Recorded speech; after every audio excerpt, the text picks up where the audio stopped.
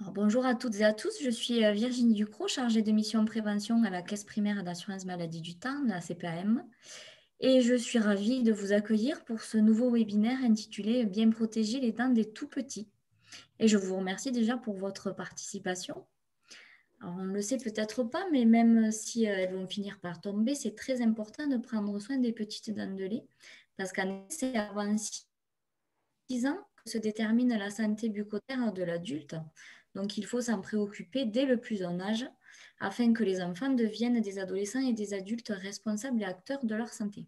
C'est pour ça qu'on a décidé de vous proposer ce thème de webinaire.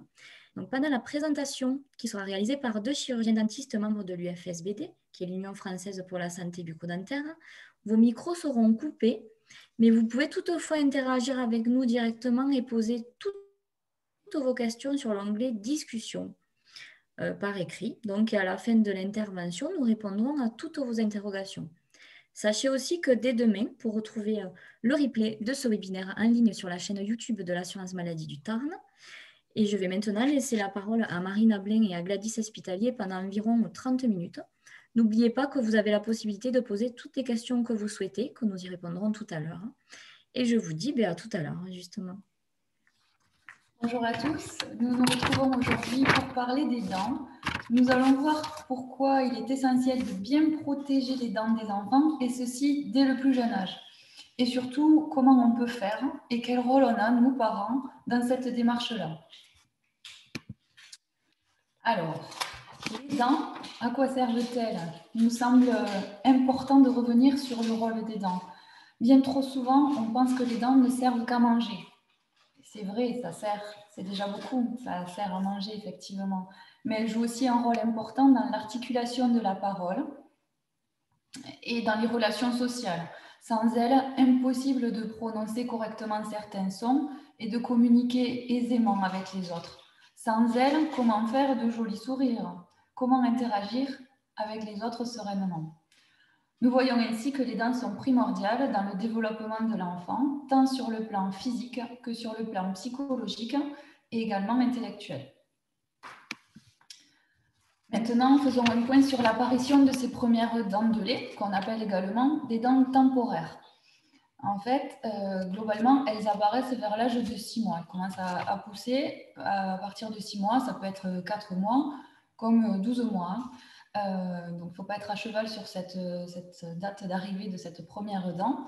Mais par contre, on considère qu'à 2 ans et demi, l'enfant doit avoir toutes ses dents de lait en bouche. C'est d'ailleurs à cet âge-là, vers 3 ans, que votre caisse d'assurance maladie va vous envoyer un courrier pour bénéficier d'une visite entièrement prise en charge chez le dentiste. Ça s'appelle l'EBD des 3 ans. Et donc, c'est important d'honorer cette visite pour que le praticien puisse vérifier que toutes les dents sont présentes et en bonne santé en plus. Donc, on va revenir sur ces dents. Les premières à faire leur éruption, ce sont les incisives centrales. Puis ensuite, suivent les incisives latérales. Ensuite encore les premières molaires, puis les canines et les deuxièmes molaires. On s'aperçoit ici, c'est bien mis en évidence, c'est qu'il n'y a pas de prémolaire en denture temporaire. Et par contre, on note aussi qu'il y a en tout 20 dents de lait, 20 dents temporaires. Ce qu'on peut noter également, c'est que l'éruption des dents suit la croissance de l'enfant et son développement. Et l'apparition des premières molaires, en fait, elle va être consécutive à l'introduction des petits morceaux dans l'alimentation. Et il ne faudra pas s'en priver. Dès que vous voyez que votre enfant il a des petites dents au fond pour pouvoir mastiquer, mâchouiller, eh bien, il faudra lui donner de quoi former ses mâchoires. Et donc, pour le bon développement d'ailleurs et la croissance des maxillaires, hein, des mâchoires de l'enfant. On va juste faire une petite parenthèse à ce moment-là, c'est qu'il y a la dent de 6 ans, donc elle va pousser à peu près vers 6 ans et elle va pousser en arrière des autres, c'est-à-dire qu'elle ne va pas faire suite à la chute d'une dent de lait. Et donc, il faudra être vigilant parce que vous, parents, il vous faudra être vigilant puisque votre enfant risque de ne pas se plaindre et puis surtout, il ne va pas mettre une petite dent pour la petite souris parce que cette dent, elle pousse donc en arrière des autres et elle est fragile pendant 2 ans. Donc, il y en a 4 en tout. En arrière des dents, vous allez le voir tout à l'heure. Et donc, d'ailleurs, le deuxième bilan qui est envoyé par votre caisse d'assurance maladie, c'est le BD des 6 ans. C'est pour ça, c'est pas anodin qu'il arrive à ce moment-là. Alors, donc, nous avons vu à quoi servent les dents, à quel âge apparaissaient-elles en bouche, mais il faut aussi savoir qu'il y a différents types de dents, c'est-à-dire que, comme vous le voyez en bouche, nous avons en bleu les incisives, d'accord? Donc, ce sont les dents de devant qui vont nous servir à couper, d'accord, à inciser. Elles sont au nombre, que ce soit en denture permanente ou en denture permanente, au nombre de 8, 4 en haut et 4 en bas. Suivent après, donc ce sont les canines qui ont une pointe, d'accord, elles sont plutôt pointues et celles-ci nous servent à déchirer, d'accord. Donc, ces canines, nous en avons 2 en haut et 2 en bas. Là, c'est un petit peu différent, donc c'est pour ça on va sauter les prémolaires qui ne sont pas en denture lactéale et on va parler donc directement des molaires. Donc les molaires, vous les avez avec une petite pastille verte. En denture temporaire, nous en avons 8 également comme les incisives, 4 en haut et 4 en bas. Et ensuite vont arriver les prémolaires. Donc, les prémolaires font suite aux molaires temporaires. Donc, lorsque les molaires de lait tombent, ce sont les prémolaires qui vont pousser en suivant. Ces prémolaires se situent entre les canines et les molaires définitives, donc la dent de 6 ans et la dent de 12 ans. Et nous en avons également 8, 4 en haut et 4 en bas. Et enfin, on va terminer avec les dents de sagesse. Donc, les dents de sagesse, nous en avons 4, c'est-à-dire 2 en haut et 2 en bas. Maintenant que nous avons vu un petit peu la fonction de chacune des dents, nous allons pouvoir voir un petit peu comment est formée une dent. Donc, qu'est-ce qu'une dent? Une dent, on va pouvoir la comparer en fait à une plante, à un arbre. D'accord? Donc, elle est composée essentiellement de 2 parties. La première partie, qui est la partie visible, c'est-à-dire qui sort de la gencive, il s'agit de la couronne dentaire. D'accord? Et ensuite, comme pour un arbuste, vous avez ce que l'on appelle les racines, donc la racine de la dent, qui est enfouie dans l'os, que l'on ne voit pas, d'accord? Et qui fait partie, bien sûr, intégrante de la dent. Ça, c'est pour les 2 parties. Donc, une partie qui est visible et une partie qui va être invisible.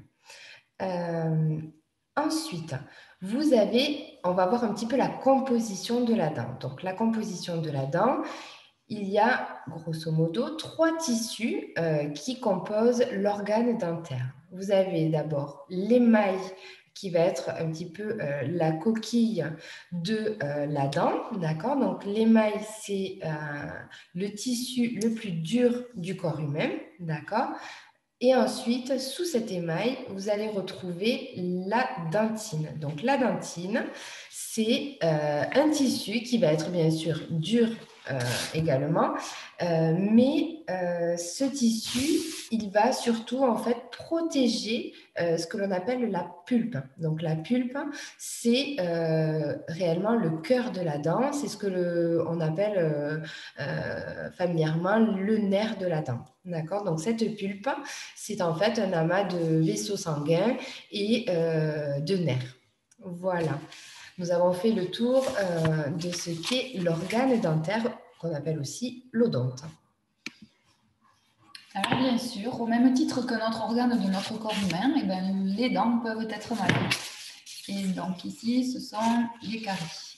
Il peut y avoir d'autres pathologies au niveau de la cavité buccale des enfants, mais ici on ne parlera que de la principale pathologie rencontrée chez le jeune enfant, à savoir la carie. On ne parlera pas donc de la maladie des gencives qui touche quand même nettement moins les enfants. Donc, qu'est-ce qu'une carie? Donc une carie, c'est donc une déminéralisation acide qui aboutit, si on la laisse évoluer, à la destruction de la dent.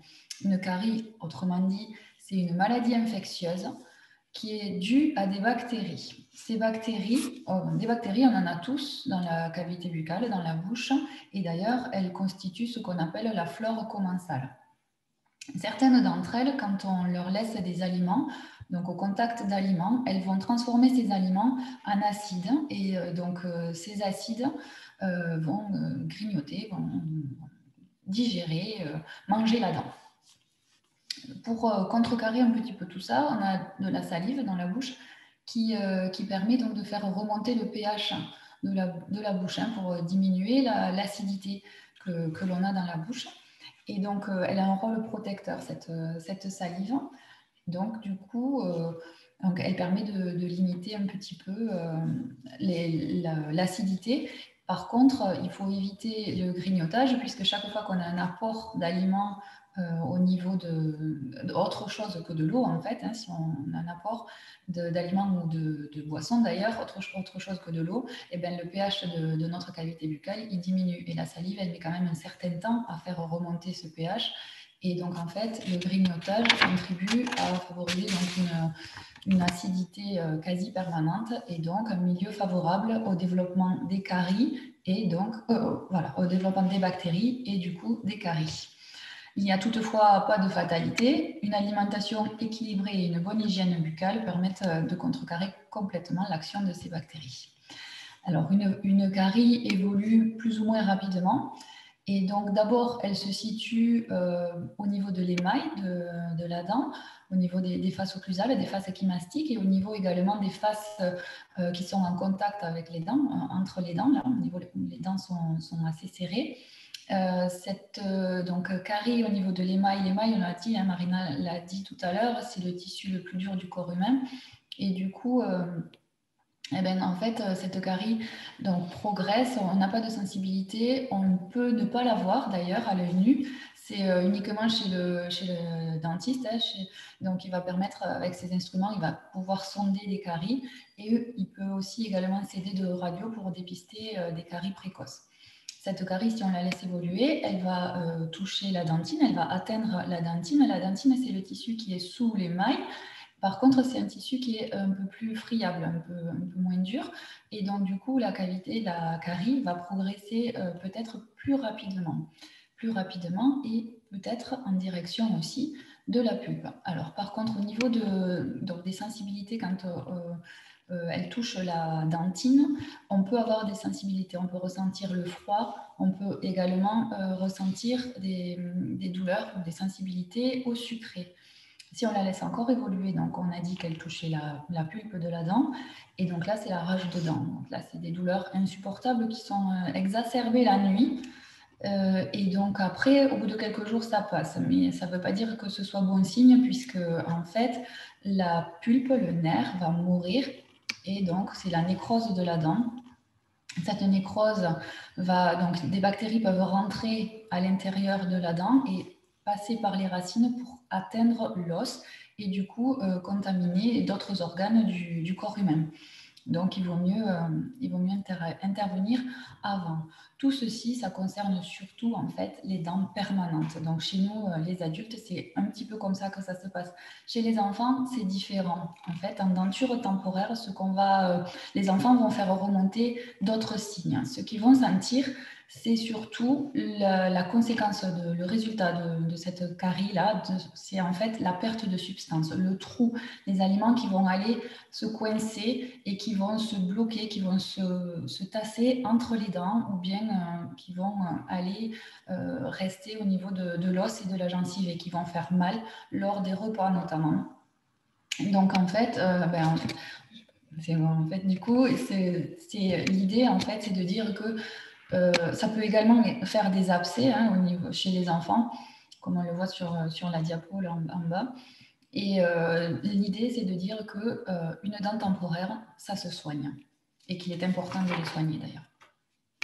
On va juste faire une petite une diapo sur cette pathologie, donc la carie du biberon, le syndrome du biberon. Il s'agit d'une atteinte carieuse qui touche plusieurs dents, voire toutes les dents, et elle touche des dents qui sont classiquement pas touchées par les caries habituellement, notamment les incisives. Les dents se carient très très tôt et parfois même dès leur éruption. Et donc bien souvent quand l'enfant est encore alimenté par le biberon, d'où le nom du syndrome de biberon, parce qu'en fait ça n'a rien à voir avec le biberon en tant que tel, mais c'est plutôt dû à ce qu'on y met dedans, et notamment le lait la nuit, un enfant qui s'endort avec un biberon de lait, qu'il soit d'ailleurs sucré ou chocolaté ou pas, peu importe, ça aura tout à fait le même impact, parce que le lait en tant que tel est cariogène. Et aussi, par exemple, ce qu'on peut mettre dans la journée, parfois on va dire qu'on met un petit peu de jus de fruits ou un petit peu d'eau aromatisée ou des sirops, des choses comme ça. Donc ça, c'est également favorable au développement des caries, bien sûr. Ça peut être également la sucette qui est trempée dans le miel pour apaiser les enfants. Ça peut être un allaitement à la demande également qui est prolongé au-delà de 1 an, 1 an et demi. En fait. Et plus tard, d'autres pratiques, donc le grignotage, comme on a parlé, et des boissons sucrées type soda notamment, qui vont contribuer à ce genre de situation. Donc là, le BD des 3 ans, il est important de prendre en charge ces situations-là dès cet âge-là. C'est pour ça que le BD des 3 ans est primordial et intervient pour essayer de contrecarrer tout ça. Alors, du coup, Gladys vient de nous parler de la carie. Donc, la carie, c'est la maladie des dents. Mais il faut savoir qu'il existe aussi ce qu'on appelle des parafonctions ou des dysfonctions. Et c'est également pendant cet examen bucco-dentaire, donc dès 3 ans, que le dentiste va essayer de les dépister, de les déceler pour justement poser un diagnostic et essayer de travailler pour justement revenir vers une normalité. Donc, la première chose à identifier, à regarder, ça va être est-ce que votre enfant est un respirateur buccal qu'on appelle, c'est-à-dire un enfant qui va respirer par sa bouche. Il faut savoir que normalement, la respiration doit être nasale uniquement, sauf bien sûr lors de l'effort où bien sûr nous avons le droit de respirer par la bouche pour amener un petit peu plus d'oxygène. La respiration nasale, pourquoi? Parce qu'en fait, l'air que nous allons inspirer, cet air va être nettoyé, va être purifié, mais va aussi être réchauffé pour pouvoir alimenter toutes nos cellules. Cette respiration nasale va du coup favoriser en fait la croissance des sinus de la face, donc ça peut être les sinus maxillaires notamment. Et cette respiration nasale va aussi diminuer le risque d'avoir des infections ORL, de la sphère ORL. Pourquoi? Parce qu'un air qui va être nettoyé, purifié, forcément, sera beaucoup plus pur qu'un air qui va être respiré par la bouche, qui n'aura pas tout ce processus de désinfection, entre guillemets, et qui, du coup, va exposer l'enfant à des rhinites, des affections de la sphère ORL. Mais pas que. C'est-à-dire qu'une respiration nasale, ça va aussi favoriser la croissance des maxillaires. Donc, quand je dis des maxillaires, ça va être du maxillaire, donc du palais, mais aussi de la mandibule, c'est-à-dire la mâchoire du bas. Et c'est l'harmonie de ces deux arcades qui va aussi favoriser le bon développement de l'enfant, notamment au niveau de la parole, comme nous l'avons dit au début, mais aussi la mastication. Tous ces facteurs vont nous aider pour avoir une fonction correcte de la sphère orofaciale. Ensuite, il y a aussi, il y a aussi le pouce qui va être du coup, entre guillemets, un petit ennemi du dentiste. Pourquoi? Parce que le pouce va entraîner, donc c'est une parafonction. Le pouce, c'est quelque chose qui va empêcher, si vous voulez, les mâchoires d'être au contact l'une de l'autre et du coup de grandir en harmonie. Et ça va du coup favoriser les respirations buccales et tout comme la sucette. Donc la sucette, c'est très bien, ça permet d'apaiser l'enfant, de lui rappeler un petit peu la succion, etc. Mais ça va être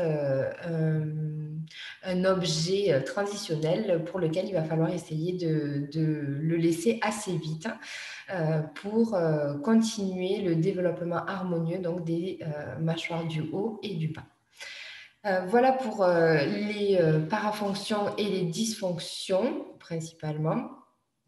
Et ensuite, il y a aussi les traumatismes. Donc les traumatismes, ça va toucher essentiellement les enfants qui sont en cours d'apprentissage de la marche, c'est-à-dire donc les enfants à peu près de 12 mois à 2 ans. Donc des chutes, il y en a.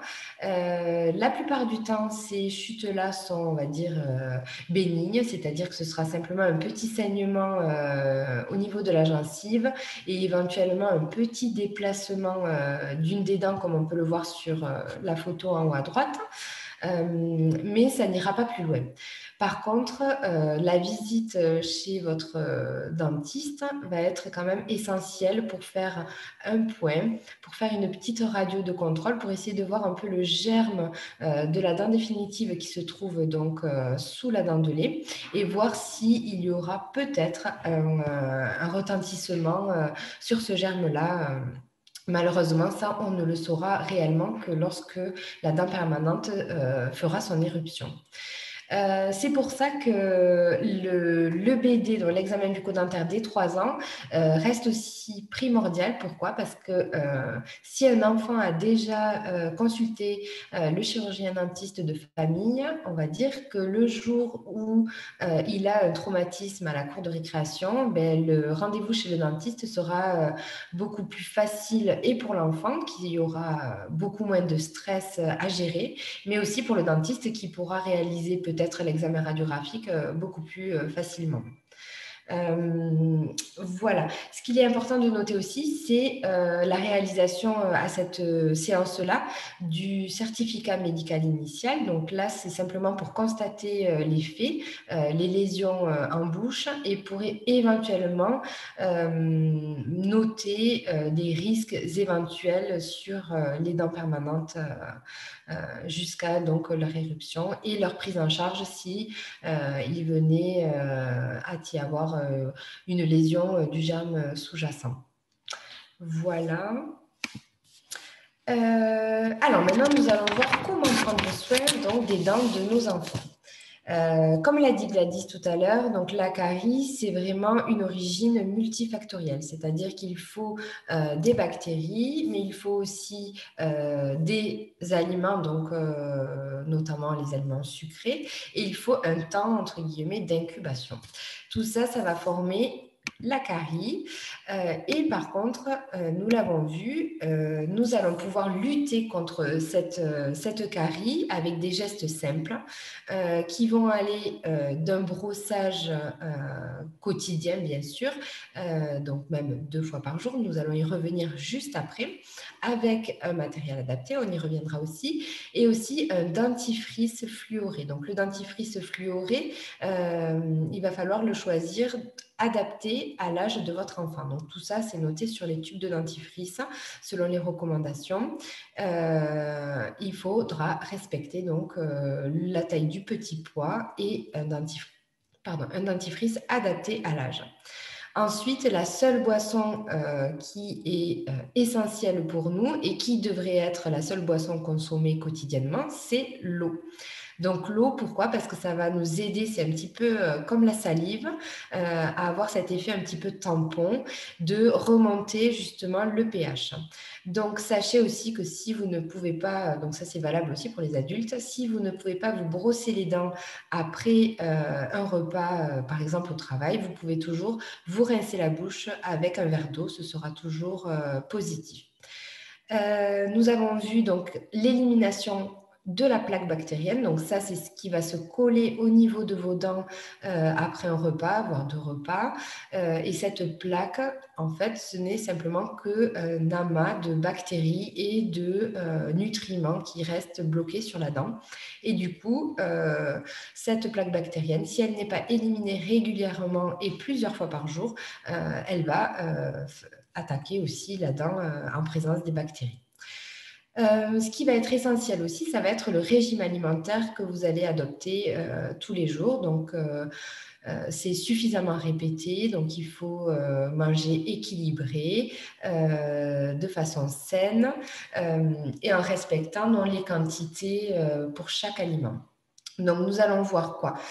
Que nous pouvons consommer des fruits, des légumes, j'ai envie de dire à volonté, mais aussi des féculents, donc en quantité, en bonne quantité. Par contre, il va falloir aussi consommer donc, tout ce qui est œufs, viande et produits laitiers. Donc, il va falloir faire des quantités un petit peu plus basses, mais il faut en manger à chaque repas. Et par contre, ce qu'il va falloir limiter au maximum, donc notamment pour les caries, ce sont les apports en sucre et les graisses. Donc ça, c'est pas pour les caries, mais c'est pour votre santé générale.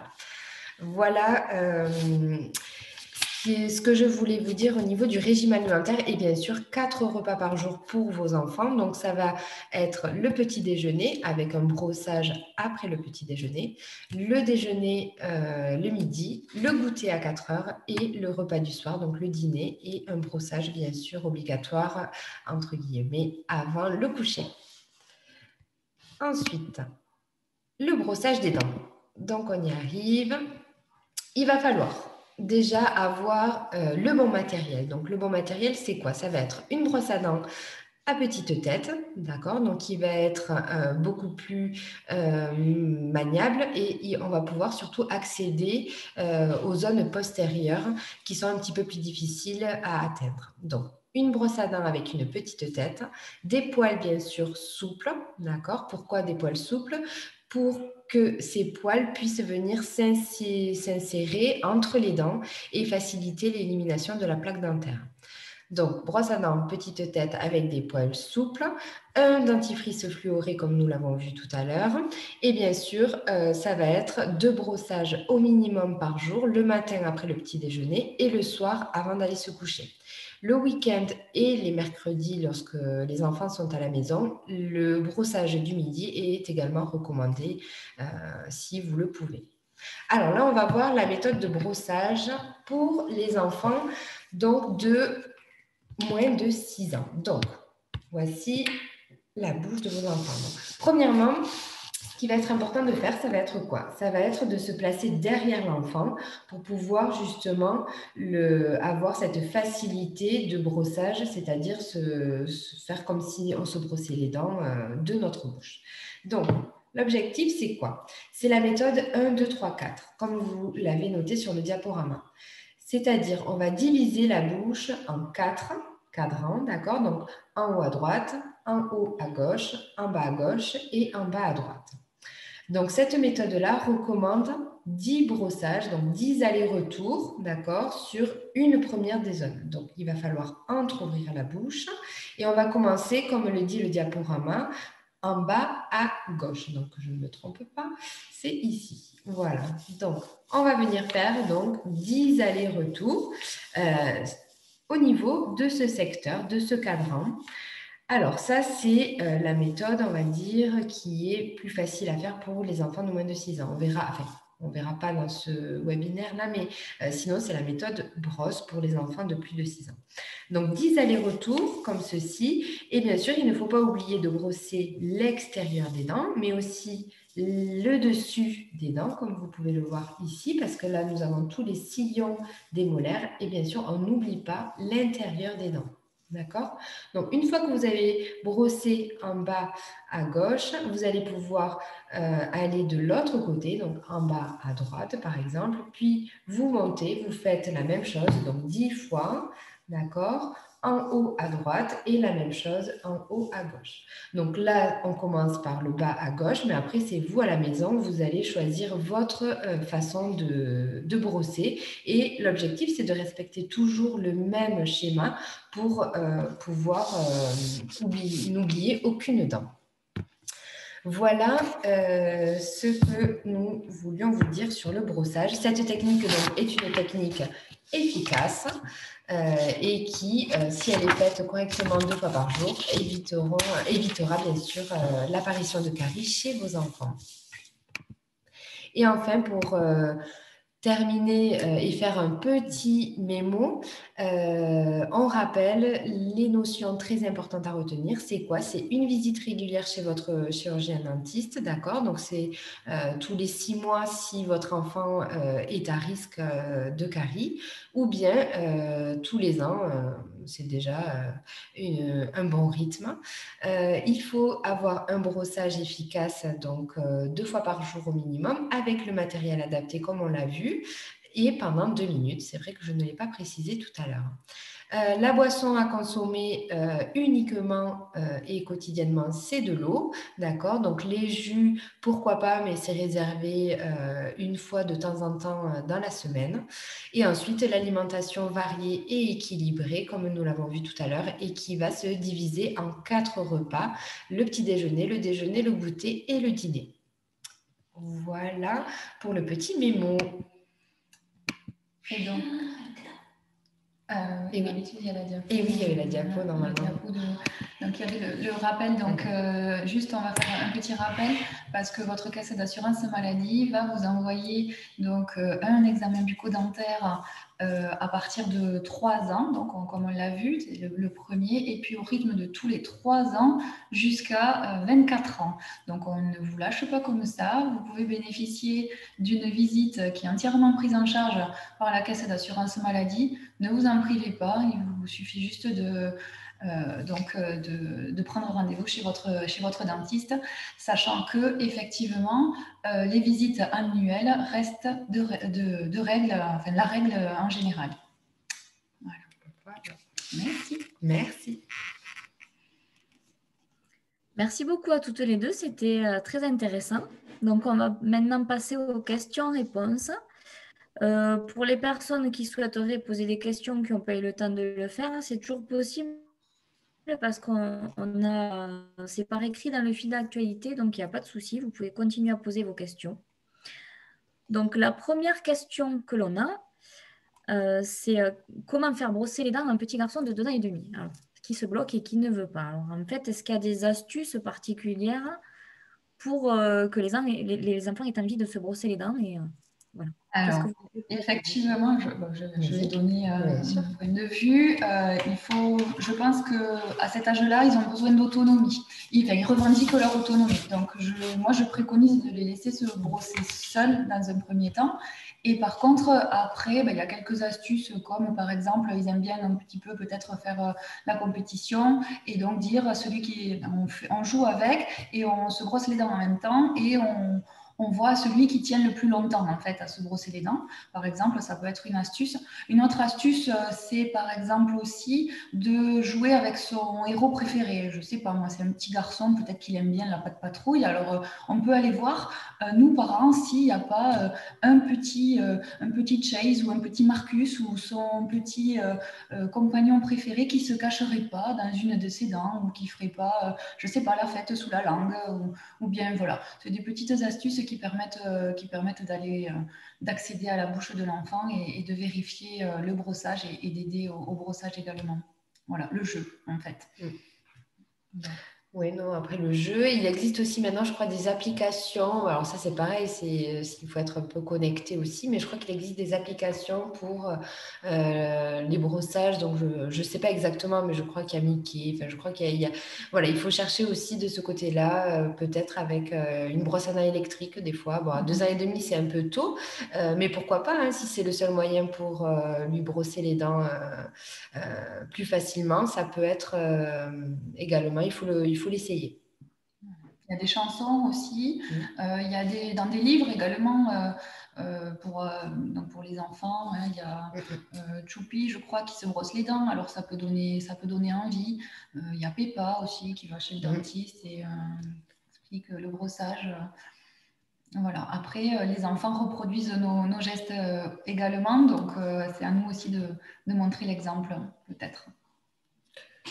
Oui, peut-être se brosser les dents en même temps aussi pour que Exactement, justement oui. ça se passe Ouais, bien. ouais. Alors, on a une autre question. Alors, c'est pas le même sujet. On a parlé du lait maternel. Donc, il y a une personne qui demande si c'est dangereux pour les dents au-delà d'un an et demi. Et en réponse, on a une autre personne qui a mis un lien, une étude de la Leche Liga qui dit que non, qu'il n'y a pas de lien entre les deux. Donc, qu'est-ce que vous pouvez dire sur ça? Alors, juste, c'est les apports répétés, en fait. Donc, le lait maternel, ben non, c'est bien le lait maternel. On ne va pas vous dire le contraire, ça, c'est évident. C'est juste peut-être que c'est comme l'apport de sirop, par exemple, ou de choses comme ça, intempestivement, en fait, à la demande, au-delà d'un certain âge. Voilà.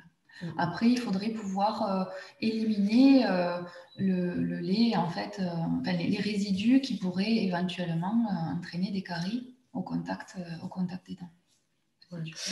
Non, après le lait maternel, il n'est pas plus cariogène que le lait en bouteille, mais par contre, effectivement, si l'enfant boit un biberon, que ce soit l'allaitement la nuit au-delà de 1 an ou 1 an et demi, ou un biberon de lait la nuit, les conséquences seront les mêmes, c'est-à-dire que l'apparition de caries beaucoup plus facilement. Ça, c'est quand même une évidence. Voilà.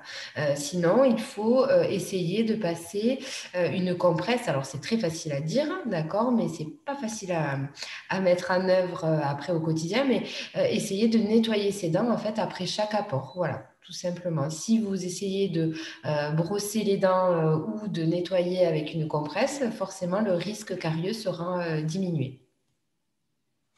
D'accord. Alors, une autre question. À quel âge faut-il vraiment supprimer la sucette pour éviter les conséquences néfastes sur la dentition? Alors, on va dire que le plus tôt, c'est le mieux. Voilà, ça, c'est la première chose à retenir. Et après, clairement, vers 3 ans, alors, soit vous pouvez vous dire l'entrée en maternelle, donc des fois, c'est quand même, ils sont petits, mais ça peut être le déclic, l'entrée à l'école. Donc, ne pas le laisser passer si ça peut être un déclic. Et ensuite, vers 4 ans, ce sera très bien aussi. Hein, voilà. Plus vous l'arrêtez tôt et moins il y aura de conséquences sur la disharmonie entre la mâchoire du haut et la mâchoire du bas. Voilà. Donc, le plus tôt, c'est le mieux et vous pouvez trouver des petites astuces comme l'entrée à l'école, par exemple, le Père Noël, bien sûr, les cloches, hein, pourquoi pas. Voilà, ça peut être des idées, mais Leur offrir la sucette, en fait. voilà, On leur offre la sucette. Voilà. offrir la sucette aux cloches. On peut Voilà. tout la planter dans son jardin et ça fait pousser des beaux légumes et des belles fleurs. Voilà. Alors, concernant le brossage, est-ce qu'un brossage à l'eau, tout simplement sans dentifrice, peut être pertinent pour les tout petits? Oui, bien sûr. Pour les tout petits, d'ailleurs, c'est l'action mécanique qui va primer. Après, enfin, chez les tout petits, petits, hein, après, quand un enfant, vers 2 ans, il faut quand même apporter un petit peu de fluor. Et donc là, il y a des nouvelles recommandations qui sont tombées sur les quantités de fluor. Bon, après, ça dépend aussi du risque carieux que l'enfant a, mais ça, vous demandez conseil à votre dentiste. Hein, mais globalement, il faut respecter les quantités. Il faut respecter les quantités. À l'eau, c'est très bien, surtout au début, mais par contre, après, moi, j'estime qu'il faut l'action mécanique et le fluor en plus. Alors là, j'ai deux questions qui se recoupent, donc on va peut-être faire une seule. Donc, à partir de quel âge commencer à brosser les dents? Et on a une personne qui nous dit que la pédiatre de son enfant lui a précisé qu'il était inutile avant 20 mois. Donc, à partir de quel âge, effectivement, doit-on brosser les dents? Ben, dès qu'ils ont des dents, il faut commencer à les brosser avec du matériel adapté, comme vous l'a précisé Marina. Ça peut être un jeu aussi pour les enfants. Hein. À 6 mois, ils commencent à tenir, à bien tenir les choses. Ils aiment bien mettre des choses à la bouche et mâchouiller. Alors, ça peut être la brosse à dents, par exemple.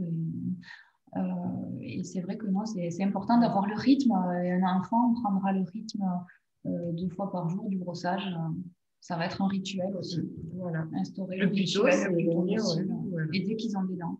Voilà. À la fac, même, on nous faisait les cours théoriques en pédodontie. C'était après chaque tété, on devait passer, il était nécessaire de passer une compresse humide pour nettoyer la cavité buccale des enfants. Alors après, on dit ça tant qu'on n'a pas d'enfants. Une fois qu'on a eu des enfants et qu'on a péniblement réussi à endormir notre nouveau-né, on ne va pas introduire une compresse humide pour nettoyer les muqueuses des enfants, mais par contre, quand ils sont bien réveillés et qu'ils commencent à avoir des dents, eh ben, faut leur laisser l'opportunité de se brosser les dents. Alors, deux autres questions, pareil, sur un autre thème, mais qui peuvent peut-être se recouper. Donc, une dame qui nous dit, ma fille de 2 ans et demi, malgré un brossage régulier, a souvent des peaux oranges en haut des dents. Et pareil, mon petit garçon de 14 mois a ses 8 incisives, dont 2 légèrement jaunies. Et pourtant, il brosse les dents avec un dentifrice. Alors, doit-on lui brosser les dents avec un dentifrice ou juste la brosse à dents en silicone? Donc, une qui a des peaux oranges et l'autre qui a les incisives qui ont légèrement jauni. Alors, le dépôt orange, je pense que c'est en fait de la plaque bactérienne, d'accord, qui s'est un petit peu colorée. Donc ça, elle peut essayer déjà pour l'éliminer complètement, bon, bien se laver les mains et gratter un petit peu pour déjà essayer de l'éliminer parce que ça partira peut-être pas avec la brosse à dents. Et ensuite, avoir un brossage toujours de la gencive vers la dent, quand c'est possible. Sinon, la méthode 1, 2, 3, 4, comme on a vu tout à l'heure. Et en fait, il faut passer peut-être un petit peu plus et essayer avec sa brosse à dents de monter vraiment à la limite entre la gencive et la dent. Voilà, ça doit être une zone qui est un petit peu plus difficile d'accès et du coup, où le passage de la brosse à dents est peut-être un petit peu moins bien fait que sur le reste de la dent. Quoi qu'il en soit, il faudra peut-être vérifier, amener, consulter votre dentiste pour vérifier qu'il ne s'agisse pas de caries débutantes en fait, hein, au niveau de ces tâches-là, si elles ne partent pas à la brosse à dents, même après que ce soit vous qui ayez brossé les dents de vos enfants. Parce que là, on a une autre question d'une autre personne qui rejoint un peu. Elle voit des petites taches blanches sur les incisives, pareil. Donc, c'est la même chose. Oui. Si ça ne part pas à la brosse à dents, l'amener Exactement. chez le dentiste. Voilà. Il peut y avoir des défauts de structure aussi de l'émail, des tissus de la dent. Et donc, effectivement, ça, c'est le praticien qui va juger de la conduite à tenir ensuite. Et alors, justement, à quel âge on peut amener pour la première fois son enfant chez le dentiste et comment le préparer à ce rendez-vous, justement, qui arrive? Alors, pour l'âge, c'est vrai que le plus tôt, c'est le mieux. Alors, on est en retard, hein, nous, en France. Déjà 3 ans, quand on dit ça à des confrères étrangers, ils trouvent que c'est déjà bien tard parce que eux les amènent dès qu'ils savent marcher, en fait. Bon, après, préparer la visite, ça dépend. Hein, si c'est un enfant de 1 an qu'on doit amener au cabinet dentaire ou un enfant de 3 ans, on la préparera différemment. Mais en tout cas, ce qu'on fait au cabinet dentaire, c'est pour la première visite, on regarde, on compte les dents, on joue, c'est un jeu. Il y a des vidéos aussi qui sont faites. Peppa va chez le dentiste ou Caillou qui va chez le dentiste, tout ça, ça peut être des choses à regarder. Surtout ne pas transmettre les éventuelles expériences des parents. On va chez le dentiste la première fois pour compter les dents, pour rencontrer, pour jouer, pour compter, pour apprendre à se brosser les dents aussi. Hein, on est là pour ça. Voilà, et même la première fois, ça peut être aussi quand le papa ou la maman a un rendez-vous déjà de prévu avec son dentiste pour un soin ou pour un détartrage ou un contrôle. À ce moment-là, il peut juste prendre son enfant, donc s'il a 1 an et demi, pour qu'il voit les lieux, etc., sans que la consultation soit vraiment pour l'enfant. Voilà, comme ça déjà, il se familiarise un petit peu avec les locaux, le contexte, les odeurs, les bruits, etc. Voilà. Merci. Là, on dit mon fils de 4 ans avale systématiquement le dentifrice. Comment faire? Ouais. C'est des coquins. Il faut rationner. C'est-à-dire que il faut rationner. Hein. C'est un petit poids et un petit poids. C'est tout. Après, les dentifrices adaptés. C'est pour ça que dans les dentifrices pour les enfants, la quantité de fluor est adaptée à l'enfant, justement, parce qu'on prend en compte que l'enfant ne va pas cracher et qu'il va le manger. Voilà. Merci. Alors, on a une dernière question. Je pense qu'après, on a fait le tour. Si vous avez encore d'autres questions, n'hésitez pas. Sinon, on clôturera après celle-là. Les dépôts noirs sur les dents correspondent-ils à une nature salivaire particulière? Oui, c'est des bactéries. C'est des bactéries chromatogènes qui vont pigmenter et c'est en fonction aussi de certains aliments. Parfois, quand il y a beaucoup de laitage, notamment, ça dépend. Les épinards aussi, je crois, une alimentation particulière. Après, ce sont des dépôts qui s'en vont facilement au cabinet dentaire. Il ne faut pas s'inquiéter de ça. C'est plutôt, en général, quand on a ce type de bactéries-là, c'est qu'on a moins en tout cas de bactéries qui produisent des caries. Mais bon, toutefois, il faut quand même vérifier tout ça. Ça peut être enlevé, mais effectivement, ça aura tendance à revenir très régulièrement et il faudra du coup faire des nettoyages, des polissages chez son dentiste. Vérifier quand même qu'il n'y ait pas de reflux ou de choses comme ça quand il y a ce type de pigmentation, de coloration sur les dents. Et donc, quand aller voir le dentiste dans ce cas-là, est-ce qu'il faut attendre un petit peu? Est-ce que dès qu'on voit apparaître vérifier déjà que ce soit bien on parle là, que ce soit bien dû à ces bactéries-là. Et après, ça dépend, mais parfois les enfants sont complexés aussi de ces taches-là, donc c'est bien de pouvoir les enlever. Et on reçoit des patients, parfois ça peut être 2 fois par an, hein, du coup, pour un polissage de ces taches-là, parce qu'ils sont mieux avec, enfin sans du coup, après le polissage. Et bon, même si maintenant il y a les masques, donc peut-être pas chez les petits non plus. Bon, mais merci beaucoup. Je pense qu'on a fait le tour. Est-ce que vous avez quelque chose à rajouter? Peut-être sur... Non, c'était très sympa. Voilà. Après, la chose que je voudrais revenir dessus, c'est juste que les enfants, ils nous imitent beaucoup. Donc, c'est à nous de montrer l'exemple aussi, en fait. On ne peut pas demander à un enfant de ne pas boire du soda, par exemple, s'il y en a sur la table de la cuisine. Enfin, c'est un exemple, on peut pas. Voilà. C'est à nous aussi de vérifier nos placards, de mettre en place un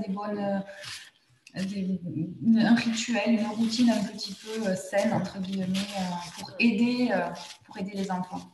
Oui, des bonnes habitudes au quotidien. Oui, et de montrer l'exemple, effectivement.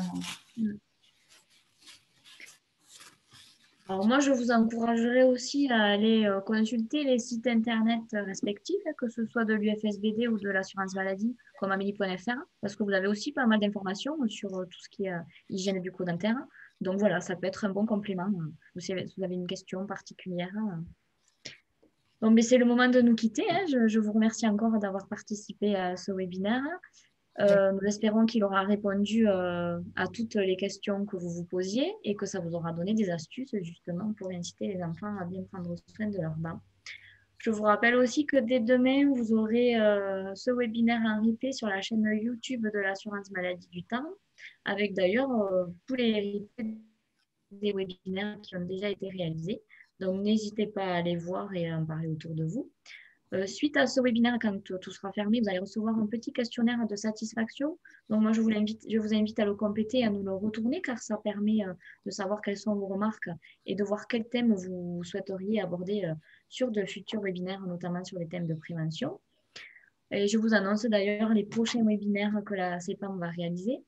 Donc, nutrition et cancer, ça sera demain, le 9 avril, donc à 13 h, animé par la Ligue contre le cancer. Et ce sera suivi un lien le 20 mai par un deuxième webinaire activité physique et maladies chroniques qui sera animé par une coordinatrice départementale CEDOS, donc sport, santé, bien-être. Voilà, donc il ne me reste plus qu'à vous souhaiter une bonne journée et prenez soin de vous. Merci, au revoir. Au revoir.